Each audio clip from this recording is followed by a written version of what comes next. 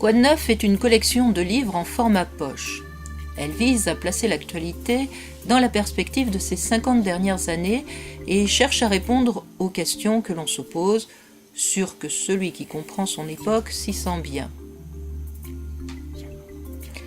Les livres ne sont pas longs, ils donnent l'essentiel en 64 pages. Ils sont toujours formatés de la même manière. D'abord, une sorte d'édito qui justifie la publication. Ensuite, le texte de l'auteur. Il y a aussi des encarts. Ils sont là pour expliquer certains points, préciser des informations ou donner des références. Ils jouent le rôle de lien hypertexte tout en donnant un confort de lecture.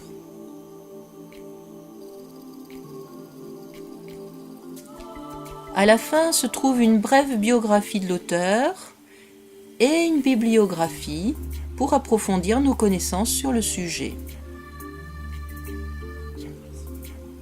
Les libraires aimeront la 4e de couverture car tout y est. Tout a débuté avec Michel Rocard qui a bien voulu commencer la collection avec un commentaire du programme du Conseil national de la Résistance. Ce texte, initié par Jean Moulin durant la clandestinité de l'occupation nazie, est pour Rocard le fondement de notre social-démocratie. L'ancien ministre et romancier bien connu, Azouz Begag, s'est intéressé à l'intégration des banlieues dans le cœur de la cité, c'est-à-dire à l'homogénéité de notre société française du XXIe siècle. Ronny Broman, dans cette diplomatie de l'ingérence, dénonce le mensonge qui manipule l'opinion publique afin de faire accepter les guerres sous prétexte de sauver des vies humaines. Les ingérences en Somalie, Irak, Kosovo, Libye sont ici analysées. Avec Patrick Baudry, il est question d'espace et de son actualité. À quand le voyage sur Mars ? Ici, Benjamin Stora nous donne les clés de compréhension d'un conflit qui n'a que trop duré. Il est aussi intéressant de parler du quotidien des gens qui nous représentent devant la République. Ce livre retranscrit des lettres écrites durant la Révolution par le député Jacques Pinet.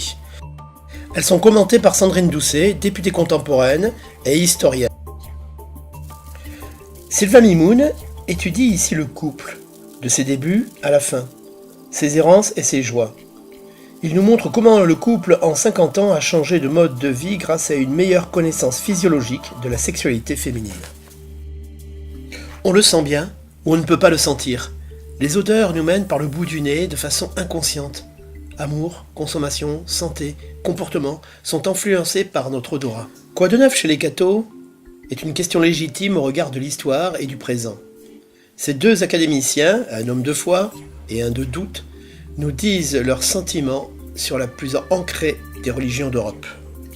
José Bové, sous la houlette de François Ernenwein, raconte son parcours, explique l'écologie politique ainsi que les luttes à venir.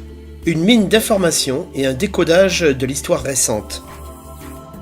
Il fallait rendre hommage à Thomas Sankara, l'homme qui s'est donné pour tâche de sortir son peuple de la misère, le fondateur du Burkina Faso.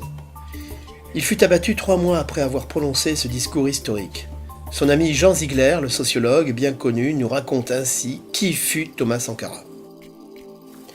Si la jeunesse cherche un modèle, elle peut le trouver chez Élisée Reclus, le fondateur de la géographie moderne et de l'anarchie pacifique. Penseur du monde et de ses groupes humains, imaginant une société libertaire en harmonie avec la nature, Reclus est décidément l'homme qu'il nous faut.